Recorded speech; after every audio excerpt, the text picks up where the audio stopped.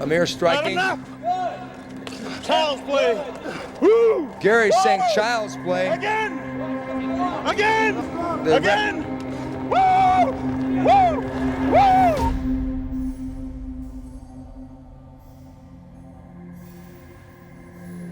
Oh, the first fight. I'm being told I'm fighting Paul Herrera. Well, there's no doubt there's a huge differential here once again in size. There was just so much negative pushback on me fighting. Gary, you don't even know how to fight. They're gonna kick your ass. Those are professionals. His heart started beating through my chest. Like, holy shit, I'm scared. This is gonna happen. It was a vicious fight. It was terrible for him. Powerful than Paul Herrera. And quickly Herrera shoots the leg.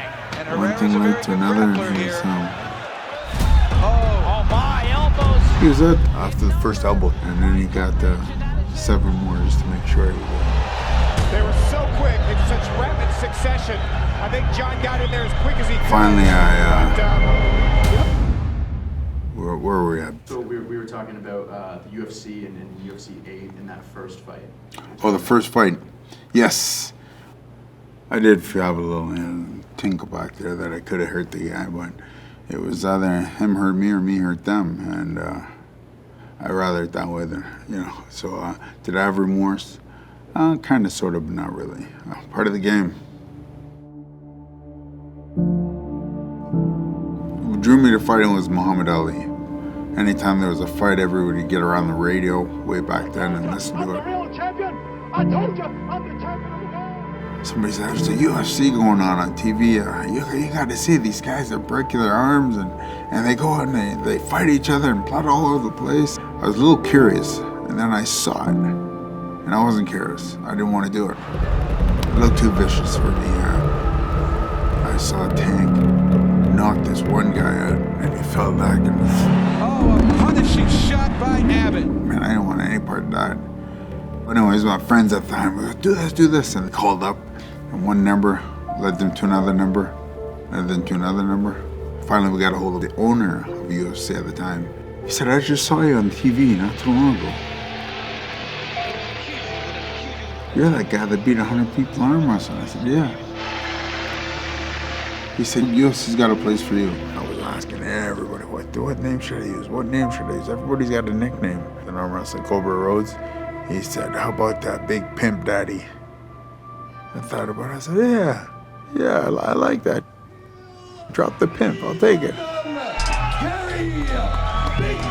The very dangerous Gary Big Daddy Goodridge. I went to Bulgaria, Turkey, Japan, Taiwan, China, Brazil, Canada, United States, and I'm still missing about 10. I really enjoyed being the role of the gatekeeper. The role of setting the bar. The bar was me.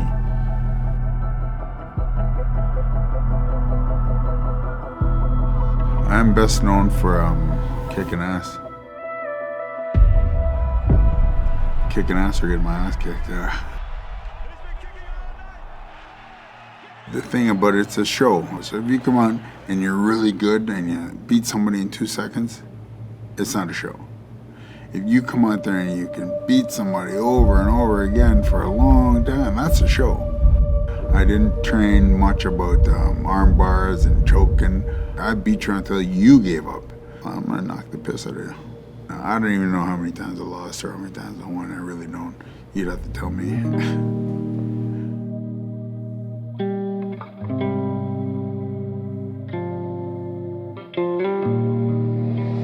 Here's the problem you get caught up with. At the end of your career, you lose a fight, so then the next people want to pay you less because you lost the fight. And at the end, you're trying to pay bills. Do you think that last part of your career where you lost so many fights just trying to pay the bills, do you think that contributed to your CTE? Absolutely, because you're getting beat up by younger guys because you're building them. Oh, wow. Coming up with a knee. Keep going. Look at the match.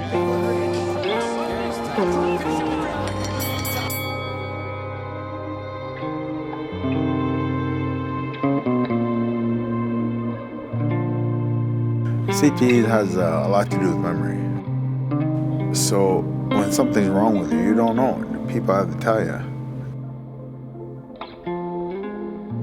Gary, you just said that. Gary, you just asked me that. Well, what's wrong? You can't remember that? People realize for you, you don't know, because it's the first time to you every time. People, you stop and say, well, you're getting really angry. You're taking everything's really personal and very confrontational. But for me, I was being angry for the right reasons. I wouldn't get angry if you didn't make me angry. In your book, you talk about, but you had a moment with your ex-wife. You say you lost your temper, and it caught you yourself off guard. Yeah. Do you remember that? And do you think that was one of the first earliest signs of CTE, or?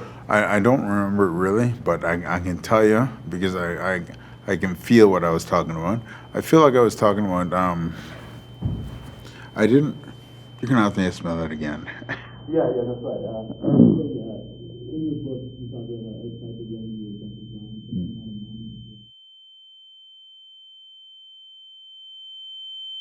giant. Yes, okay. So yeah, I freaked out on Karen one time, and I was so afraid of myself because I didn't know what I was capable of, and all of a sudden I was just like raged. I don't even remember what it was about, but she's not a fighter. I was, and I picked up this heavy, gotta be 55 pounds thing, and I threw it at her. Hit the ground in front of her, went all the different ways. But I wanted to kill her, and I got charged. Anger like that, whether it be CTE or nothing, the people that loves you the most is the one that you express. That's where that anger comes out. So I was really afraid of that person with people around me. So I used to tend to want to be by myself a lot. Because I was safe. That was safe. So when I heard that what was happening to Phil Baroni, I knew exactly where it was coming from. That was a scary prospect. I thought that was going to happen to me. Former UFC fighter Phil Baroni is in custody in Mexico for allegedly murdering his girlfriend. She was found dead in a hotel room near Puerto Vallarta. Reports say Baroni called police and claimed the woman had slipped and hit her head. So I went to Dr. Ashalani, and she spent 2 weeks with me and taking on my head and yes or no questions and fill out the blanks and all this stuff. And after 2 weeks, she diagnosed me with CTE. Because everybody knows what I went through and how good I am now, because I'm supposed to be really good now. They can talk to me, so I got a lot of people calling me, just check up on each other. Hey, what's going on? Just talk a little. But right now, Don Fry needs help, so we call him. That's where we spend our time, If somebody called me, 2 minutes from now, told me Don is dead. He shot himself. Don's in jail. He killed somebody. I would not be surprised at all.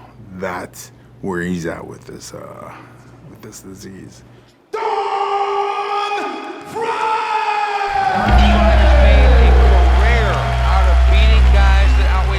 He was a very nice, loving person. Every time he sees me, he hugs me and kisses me. He's a very, very nice, warm person, but he has become angry, very viciously angry. I'm quite worried about him. He goes from 0 to a 10, talking about his wife. Fucking bitch, I want to kill her. And that's how he, you'd be fine. Hey, what's going on? Hey, what about your wife?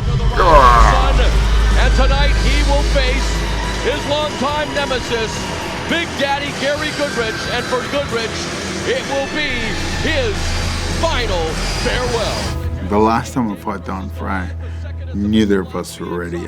We were both two broken men at the time. And here we go, the third encounter. We're getting in the chair, but I would see him, and he'd be doing it, and he'd notice me, and straighten up like he's all right, He'd straighten up like he's all right, and I was doing the same thing to him. And there Goodridge lands a right. Well, the knockout that he got was a bad one. I swung my foot as hard as I could, and of course he hit him with the shin of your thing inside the head. There's no way that you can hit somebody that hard. That's In standing up. Houston, Texas, the same gym where...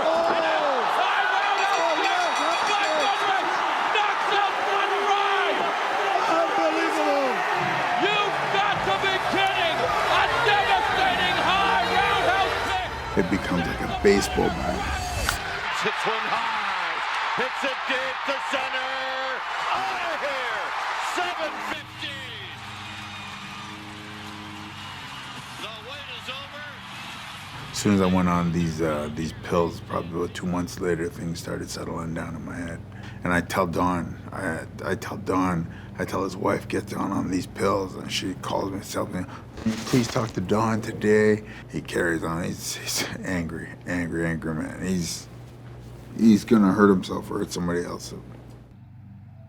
Oh shit, I take about 13 pills a day. The medication one is just supposed to control my anger. Nothing else. Of course I get angry when things bother me, but I'm able to control what goes on within my head. Wake up in the morning, brush my teeth, admire myself, look at my stomach and go, jeez, and then my tits that I got, man, here, look at myself in the mirror, fuck, am I getting old? I go up, get something to eat about 4 o'clock in the afternoon, spend too long in bed, probably depression, because I don't want to move. I have a hard time since I leave in bed, so I get out of bed. The only thing in my life that I have is coming here. I love coming here.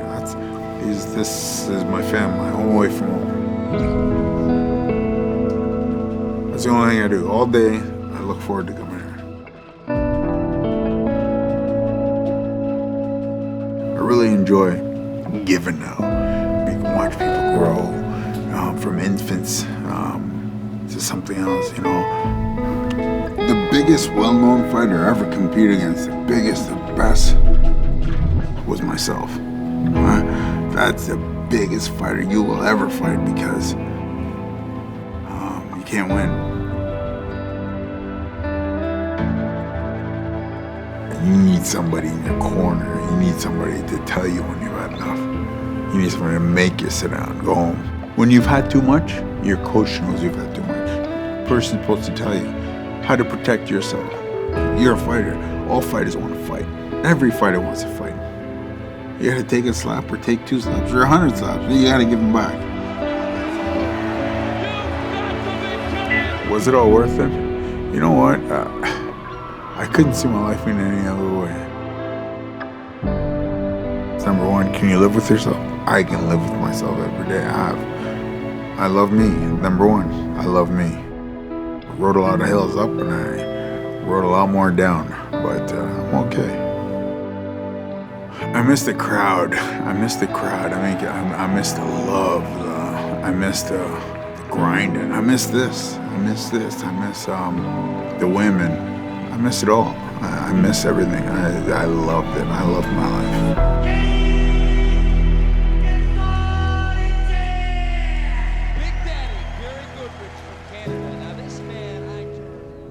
Everybody lives. Everybody has life and they live. But how many people really live? Do you understand? I lived. I really lived. I gave everything. My life was everything. Nobody had to ask me what I wanted to do. I did what I wanted to do. I'm not going to close my eyes saying, man, I would have, I should have, I could have. No, I did.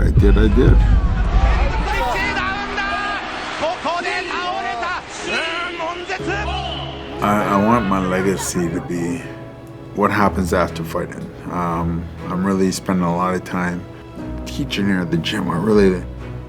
I don't see myself frail, and I don't see myself forgetfulness. I don't see that. I see a guy that's ready to kick ass.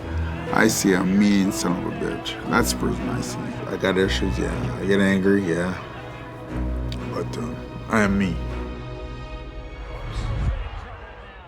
I love me. How much do you know about yourself if you've never been punched in the face? How much do you know about yourself? Think about it.